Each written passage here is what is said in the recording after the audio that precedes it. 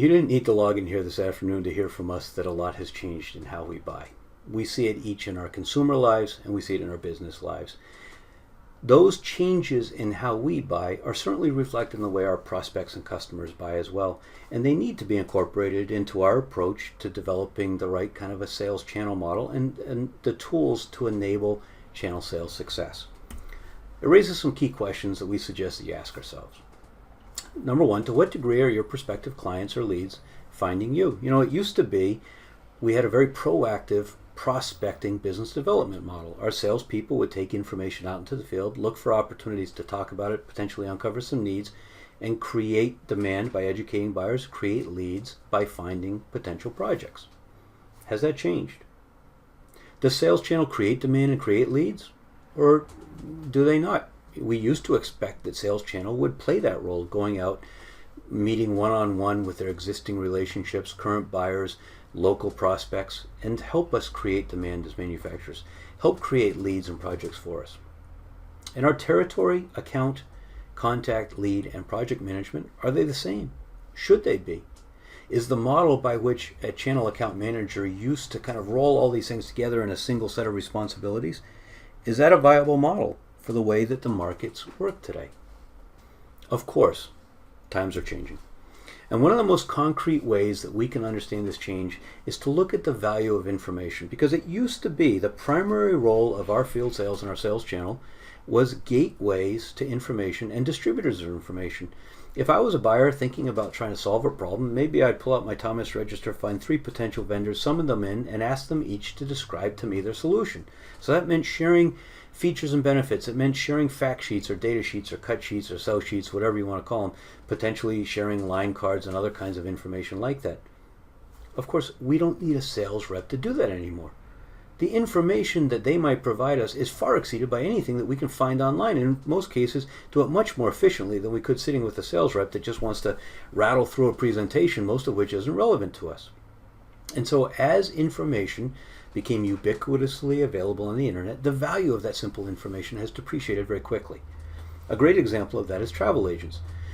It used to be we had to go to a travel agent that had access to the Sabre system in order for them to be able to tell us when a flight would leave, where it would connect, when it would land, how much it would cost.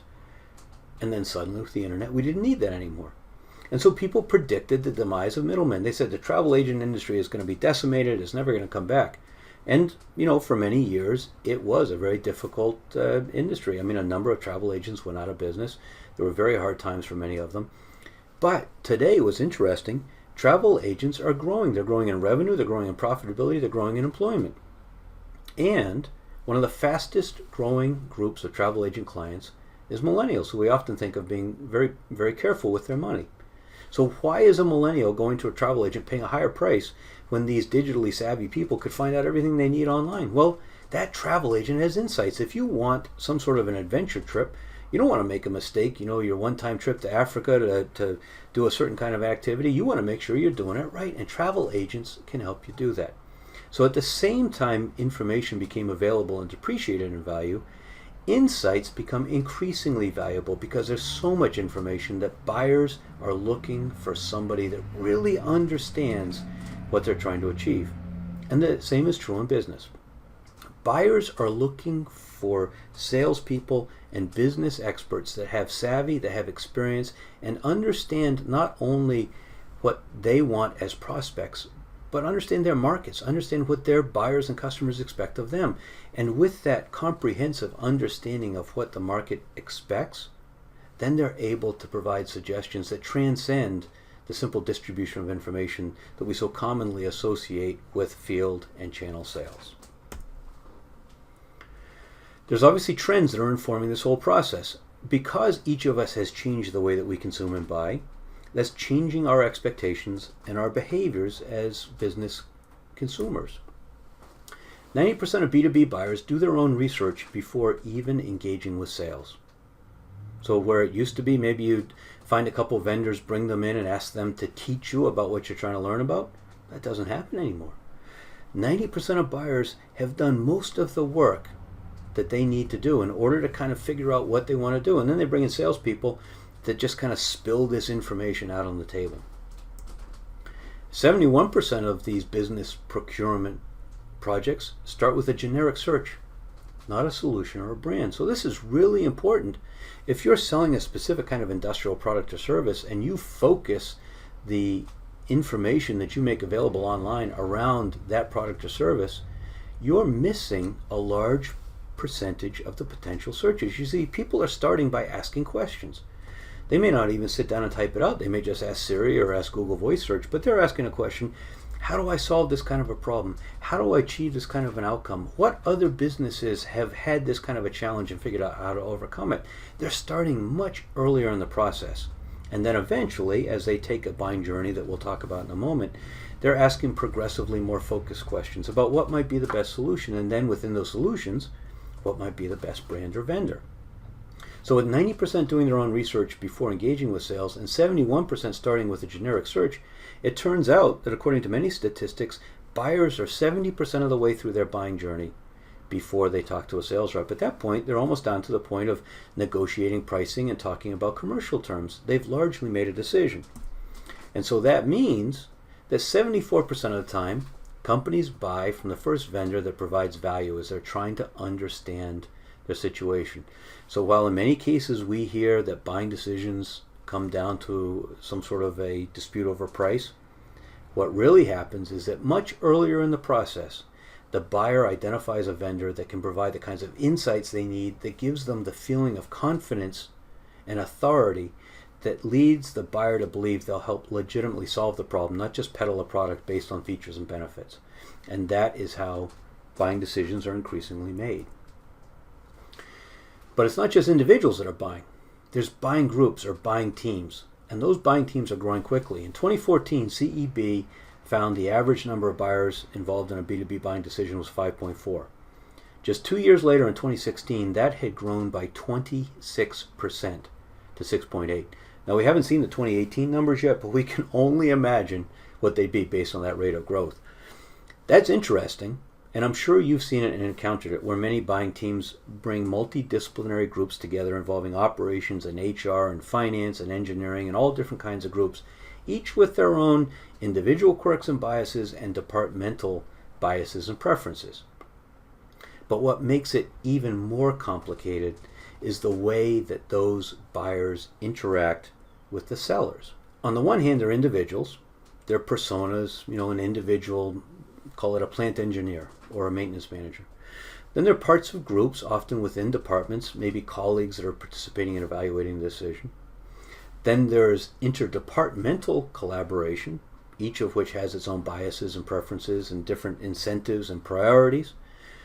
There's the total account, and then there's a market, and expectations in the market absolutely influence the way these kinds of buying decisions are made. With all those complexities, that's why the status quo is an increasingly important competitor for B2B companies to be aware of. The inverse relationship between the number of buyers on a buying team and the successful outcome of a project is really startling. So as the number of buyers increases, the likelihood that a decision will actually be made decreases substantially. So going from 5.4 to 6.8 means that more deals end up in no decision. The status quo wins. And whatever the number is today, if it's increased from 6.8 over the last 2 years, that impact is even more profound. In many cases, the status quo is our biggest competitor in this world of complex buying teams or buying groups.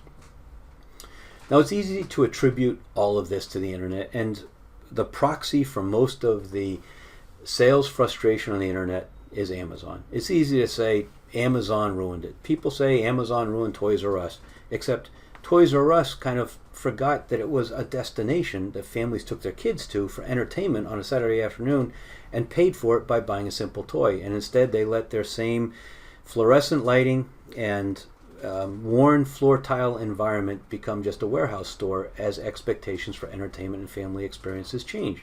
So Amazon didn't beat them. They kind of let themselves languish.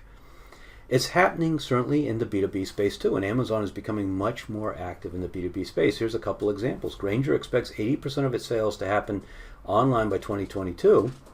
They're obviously an independent competitor to Amazon, but this Forbes columnist suggests that because of their strength in the B2B market, Grainger should be on Amazon's 2018 shopping list. Now we're coming close to the end of 2018, and I haven't heard anything about it, so maybe his prediction or suggestion will bear fruit, maybe it won't, but it illustrates the mindset that we have. We tend to think of Amazon as that which is changing our relationship or the relationship between sellers and buyers. Except that's an oversimplification, and it blinds us to some of what's really important, because technology hasn't changed channel sales. I'll say it again, technology hasn't changed channel sales. What technology has done is enabled changing buying behaviors. And because buyer behaviors and buyer expectations change, that's changing channel sales. Here's a great quote from McKinsey. On average, a B2B customer will regularly use 6 different interaction channels throughout the purchase process, and 2/3 come away with frustration or come away frustrated by inconsistent experiences. We can think about our own experiences. The interaction we have early with the company's marketing, the interaction we may have with their sales or service people, the interaction we may have with channel often involve many of the same kinds of questions. It's very laborious. It's much more built around the very traditional and legacy model that a manufacturer has, designed for a different period when it was the responsibility of sales to distribute information. And now it's an impediment to a smooth customer journey and a satisfying customer experience. The notion of a customer decision journey around which marketing and sales collaborate has become embedded in many leading sales organizations. But the journey differs by customer segment, with needs and expectations varying at each stage. Think about that from the context of those complex buying teams. If you've got finance and HR and operations and IT on a buying team, the expectations of each of those individuals and the information they expect and require is going to be very different than their colleagues, and it's going to be different for each of them at each stage in the buying journey. So that means there's a tremendous requirement for companies to provide insights that are appropriate from a number of different perspectives. And in many cases, we don't do a good job of doing that. This quote also talks about marketing and sales collaboration being embedded in many leading sales organizations. It doesn't mean that they do it well. And in many organizations, they haven't even begun the process of embedding it. And of course, the internal marketing and sales then need to collaborate with the field sales and with the channel sales. And it doesn't even mention that. The point is that the buyer's journey is really the way buyers are experiencing a company, a vendor, in all its entities, both direct and indirect. And we don't do a good job satisfying the buyer experience. We become very impatient as consumers when it doesn't happen, but we turn around and put on our business hat, and often we overlook it. The solution is obviously to sell the way customers want to buy. So that has to start with today's buying journey, which you see is happening often virtually, long before they want to talk to a sales rep. And it's beginning with very sorts of high-level, how do I solve this problem? How do I achieve this outcome kinds of questions?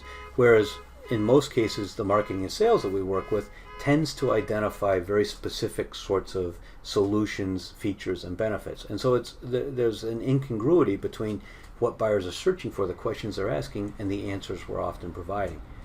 In order to get there, we need to study buying groups, and we need to research how they make the decisions, who's involved, what the important criteria are, why deals end up resulting in no decision and reverting to the status quo, etc.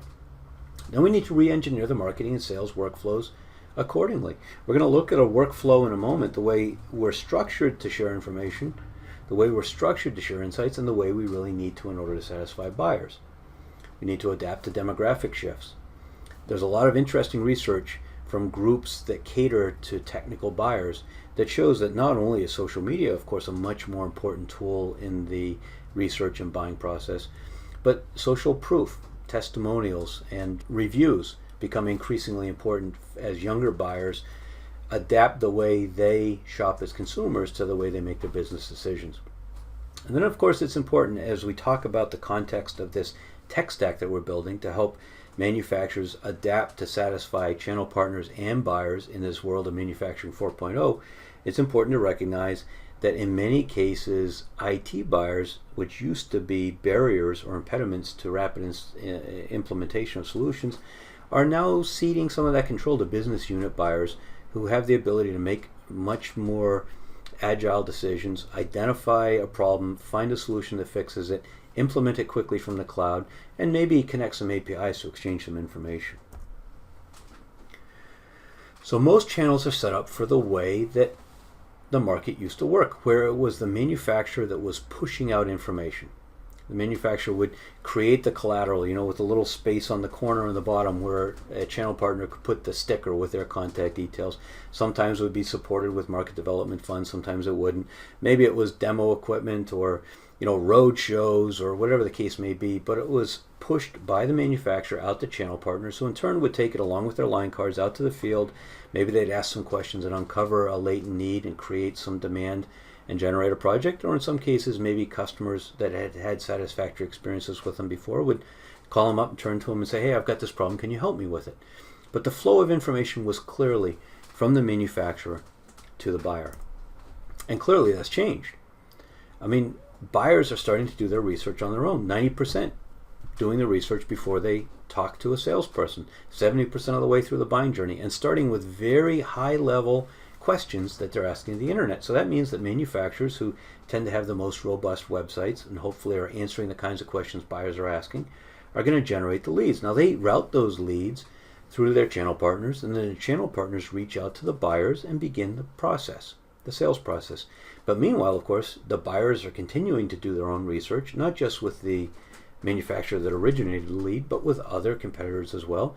And they haven't necessarily stopped searching at a high level to make sure they're pursuing the right kind of solution. So the flow of information has completely changed. And rather than the customer or the prospect being the target, now the customer or the prospect, the buyer, is at the core, at the center of how this information is flowing around.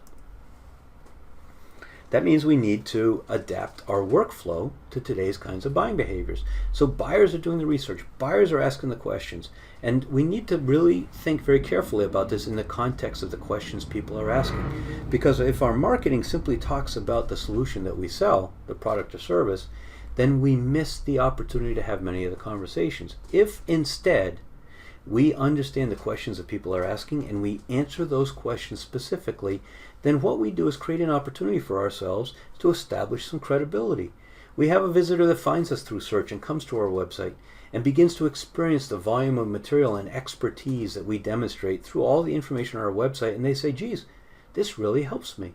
Suddenly now we're in the position to be that 74% winner, where we're providing value early in their research process that stands us in very good stead when they actually get ready to make their purchase decision. Those leads that are captured need to be nurtured. Oftentimes people begin their digital research very early. They're not qualified buyers. They may not have budget. They may not even know what they're trying to fix or how much they need to budget for it. So it takes some time, and manufacturers often will nurture those leads until the point they become what we call marketing qualified. They've raised their hands. They say, yes, we're looking for a solution. We think your solution may be the right one. At that point, there needs to be a handoff from the manufacturer that originated the lead to the appropriate channel partner. And there's obviously rules and processes to determine that. It may be manual, it may be automatic, it could be based on geography or industry or any company size, any number of a variety of factors. But once it gets assigned to the channel partner, then it needs to be assigned to the right salesperson. And then, of course, we need to close the loop on this. With the tremendous investment that we're making in marketing, in sales enablement, in improving our channel performance and channel experience, in mapping to the buyer's journey, we actually need to know what's working and what's not. And so it's really important that we track what happens and get that information back. That means there's a continuum. We're talking about lead generation, sales, and service. And where these used to be silos that would kind of chuck one thing over the wall to another, in many cases now both the manufacturer and the channel are involved at each stage of this process. That changes what our expectations should be and need to be of channel, and it changes the way we need to support channel and the technology that we use in order to provide the kind of customer experience, not just customer service, but customer experience that today's buyers expect. And of course, it's not just about new business. There's a lot of research that shows it's 5 times as expensive to attract a new customer than to keep an existing one. Yet interestingly, the investment goes the other way. 44% of companies have a greater focus on customer acquisition versus 18% to focus on retention. Kennametal has some amazing statistics that indicate, based on their research, that a company with $1 billion of sales that focuses simply on delivering an improved customer experience can grow sales by $850 million in 3 years. That's almost 100% growth without adding a single new customer, just by actually walking the talk. Everyone says they've got great customer service. Of course, a great customer experience is different, and not many companies do it, but it can be tremendously profitable. So this is a big kind of a change that we're talking about. It's mindset, it's technology, it's shifting from thinking of our own needs, what we want to do as sales process to a buyer, to thinking about the buyer's experience. And wearing the hat, we each become frustrated as consumers when we go through the kind of disjointed and taunting process that we often encounter, but we don't do such a great job putting on our buying hat when it comes time to sell. The change is happening, though. It's gradual in some cases, it's faster in other industries, but clearly it's happening. So the question becomes, based on these changes in buying behaviors, how can we change the way we sell? How can we arm our companies, our salespeople, our channel partners to be more effective doing it? And that really is about sales enablement. So again, starting with some key questions to ask ourselves: what methods do we use to enable, train, and support our partners today? Are they the right methods? Are they the methods we traditionally use? Do we use them just because that's what we've always done, or do we use them because they're most effective?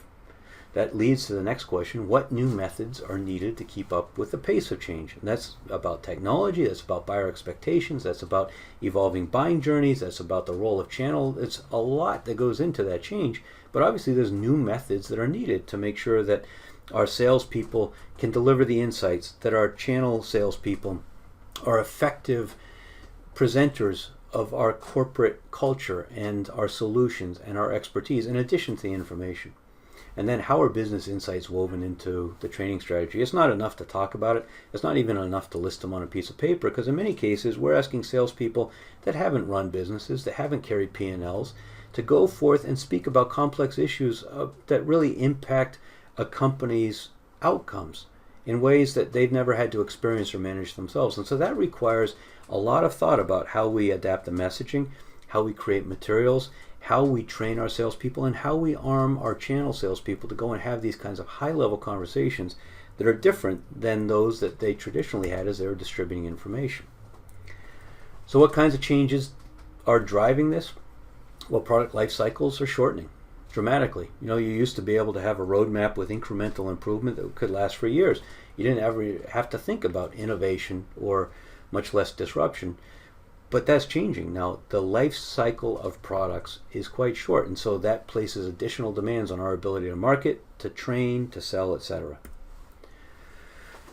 Personal technology is ubiquitous. You think about IoT, obviously IoT is an important part of the manufacturing 4.0 environment, and it's key to many of the industrial sales going on, but it's not the sort of science fiction sort of thing that we thought of a few years ago, because now this IoT experience that we have as consumers is so integral to our day-to-day lives. Products are harder to sell, but that's because the information is so available.